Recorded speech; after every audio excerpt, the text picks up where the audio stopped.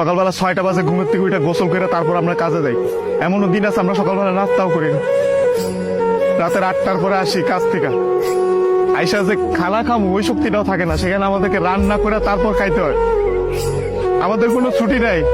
একদিন আমরা ছুটি পাই, ওই দিন আমরা ঘর গুছাইতে, কাপড় ধুইতে, এটা সেটা করতে করতে চলে যায়। কাপড় ধোয়ার জন্য যে মানুষ রাখবো, মানুষ রাখলে তো টাকা যাবে, বেতন দিতে হবে ওদের।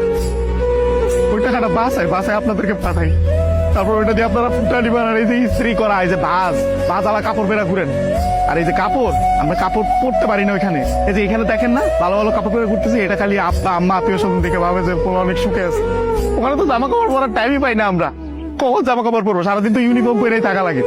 রাতের বেলা বেলা খাওয়ার পরে এই যে 5টা মিনিট মা বোন বাপের সাথে কথা বলি, ওইটাই আমাদের জীবনে সারাদিনের সুখ।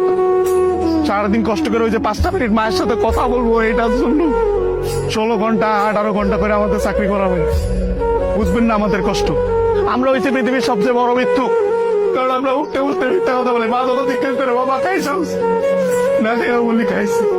কি বলবো, মারা তো বলতে পারবো না। মা যখন জিজ্ঞেস করে কেমন আছিস বাবা, বলি ভালো আছি। অসুখ হইলে ডাক্তার দেখাই না, ডাক্তাররা অনেক টাকা দেওয়া লাগবে।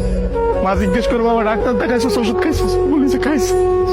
কিছু বলার নাই তো, মিথ্যা বলো ছাড়া কোনো উপায় নেই। আমাদের মতন মৃত্যু কার কেউ নেই। আমাদের কোনো ঈদ নাই ভাই, ঈদ করার